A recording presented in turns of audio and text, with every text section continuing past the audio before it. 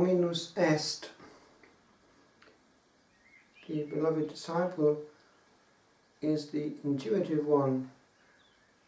He describes himself as the one whom the Lord loved. And it is he who says to Simon Peter, "It is the Lord." This realization, what the Germans refer to as the Aha-Erlebnis, the aha experience, the goose pimples, was the shock that pervaded the Mediterranean basin as a result of this encounter. Reading the other day the eyewitness account of one of those rare human beings chosen to come apart from the rest of mankind and to go into the inner chamber of the Holy Sepulchre at midday on Holy Saturday, made this reflection towards the end of his description. It is similar to what happens at the Holy Eucharist. When arriving at the moment of consecration, this thought comes to a celebrant. It is the same explosion of here unseen fire and light, joy, bliss, warmth and healing, delight and otherness that comes into this chalice at that point, as does come to ignite the candles of the Patriarch of Jerusalem at the moment of divine explosion on Holy Saturday. The difference, however, is that what is happening in the chalice is even greater, and our God is even more humble. The Lord has to hide the miracle, but it is even greater than that of Holy Saturday for this simple reason, that the presence of our God, His body and blood, the grace of this sacrament is greater than that of the light itself, which is a sign. There is something in that light, it is miraculous, and it is God Himself touching mankind and igniting him, as He did at the beginning of time, when He made Adam, and as we see in the Sistine Chapel, commanded him to be.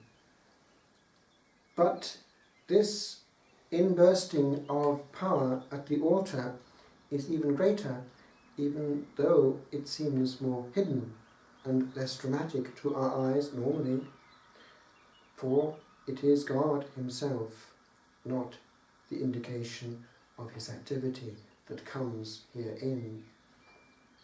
As indeed it was the Lord who came through the wall and said, "Shalom Aleichem," it was His presence, so too here He bursts into our geography.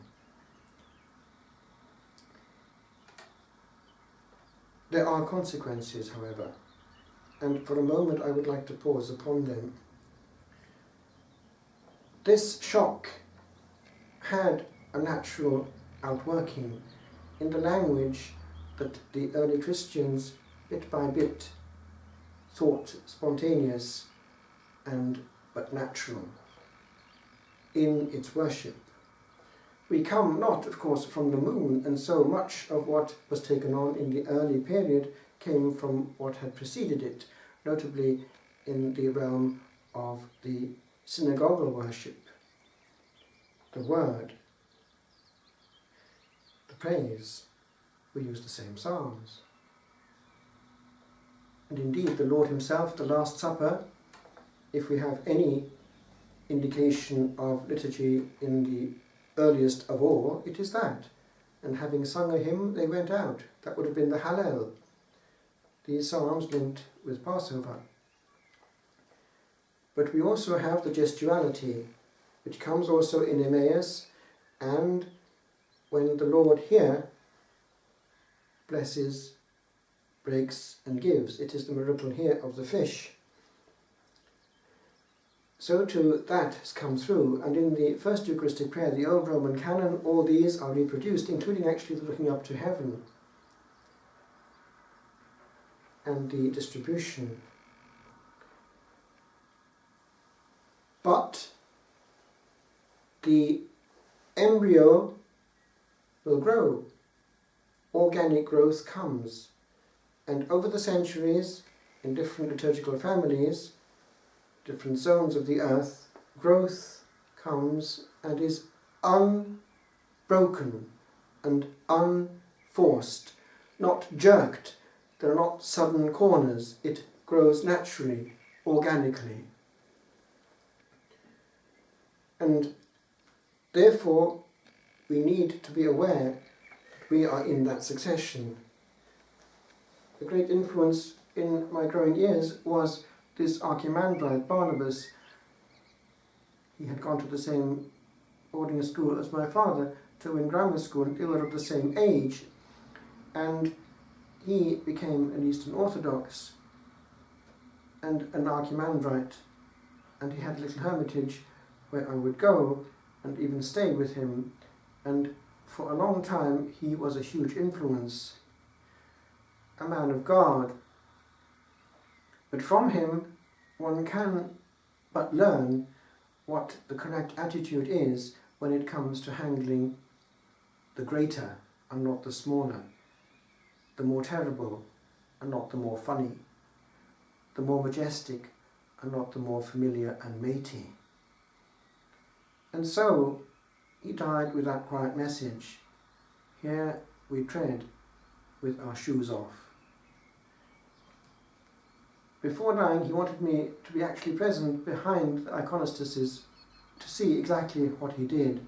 And so, gesture after gesture, I saw the Lord in his person reproducing what had happened at the Last Supper. For they carry on and never change. And so one sees history fossilized before one, still functioning with that awesome presence. And in the West we had the same, did we not? This was the natural language. The Holy Spirit would teach people spontaneously how to adore. And adore suggests, from the very word, the mouth is there, os, oris, to have one's attitude of kissing the ground and being prostrate. That was our language. And it is still there. It is there in charismatic renewal. It is there in genuine adoration before the altar. People instinctively feel that that is how it should be, and when alone they will do it. This book by Bishop Athanasius Schneider takes up the word Dominus est, but develops also the question of the language with which we address our God, the total language, the psychosomatic communication, the semantics which come from every pore of our being, including our flesh. And also the fact that we are not in command of what we hand on, but responsible for its transmission.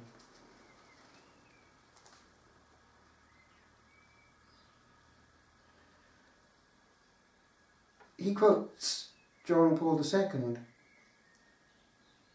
This must always be remembered, perhaps above all in our time, when we see a tendency to do away with the distinction between the sacred and profane, given the widespread tendency, at least in some places, to de-sacralize everything. And by the way, to crack a joke and to invite applause in church within a few minutes of handling the body of the Lord is questionable. In view of this fact, the Church has a special duty to safeguard and strengthen the sacredness of the Eucharist. In our pluralistic and often deliberately secularized society, the living faith of the Christian community, a faith always aware of its rights vis-à-vis those who do not share that faith, ensures respect for this sacredness. Now, that is important in our time when we have a church full of non-practicing people at some events, funerals and weddings notably. Now, we have no right to bend over backwards to accommodate the secular, or to bring in the secular into the field of music, for instance, with loud, amplified, undignified and uninteriorized noise, not music, filling the ears of God, angels and man. It is severe abuse. Also to have words which are not elevated compared with what we had before and what of course still is there in the other rites of the church.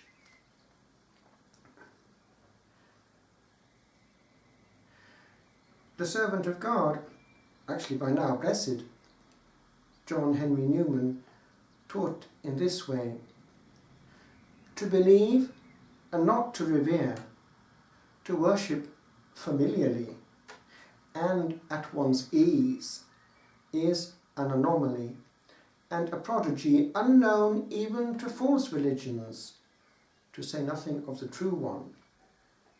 Not only the Jewish and Christian religions, which are directly from God, inculcate the spirit of reverence and godly fear, but those other religions which have existed or exist, whether in the East or the South, inculcate the same.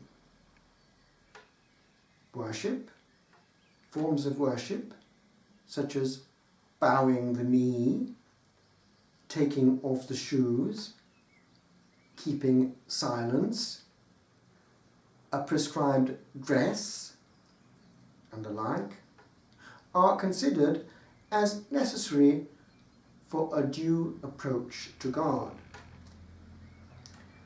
Now compare that with your man or your woman coming up in very casual clothes to handle the body of the Lord, and examine what has happened. Who has gained in honour and glory in this? St. John Chrysostom rebuked priests and deacons who distributed Holy Communion out of human respect and without proper care. Now, this rebuke is regarding the question of giving indiscriminately the body of the Lord to those who will not profit from it. Actually, St. Francis of Assisi also admonished clerics in this regard, calling them to a particular vigilance and reverence in the distribution of Holy Communion. Now, says St. Francis of Assisi, let all who administer mysteries of so holy a nature, and especially those who minister thoughtlessly, give their careful consideration, and those who administer it without due concern. And he goes on to show how the Lord lovingly gives himself into our hands, and how if we have not done the same with what he has entrusted to us, we will end up in his hands. But how? It is a false charity not to catechize the people with regard to what helps. It damages the soul to receive the Lord with grave sin on the conscience. It leads to what is classically called hardening of the heart. The antibodies no longer resist. The conscience crumbles. And so it is for us to be aware that this question of a natural way of adoring our God is not indifferent. People now, even young people, actually even people into charismatic prayer, people who spontaneously are taught by the Holy Spirit, have the instinct that the normal way for a creature to approach his God is lower than he, kneeling. And also that God is so holy that he prefers to be handled by the hands that he has set apart. And I've noticed that quite a few young people spontaneously, without being told to do so by anyone at all, drift more readily to the priest or the deacon than to a person who, perhaps without real necessity, is speeding up the operation of giving the most holy thing that we have, alas, quite often, to what the Lord referred to as the swine. When the church took that verse, give not or cast not your pearls to the swine, it took it in that discipline, that the holy things, as it says in the Eastern liturgy, ta hagia hagios, the holy things are for the holy souls, the holy people, that we do not hand on too easily what is greater than ourselves, and is humbly pleading for our own defence, for he has no defence but ours. And let us not mistake what Pope Francis is saying with regard to unnecessarily excluding people from Holy Communion from the bottom line, that we need to help them to receive communion. Therefore the invitation is to make it possible for them to receive communion. But it does not help for all to receive communion without grace. For when the Lord finds darkness in the heart, he suffers, and our soul, without realizing it, suffers terror.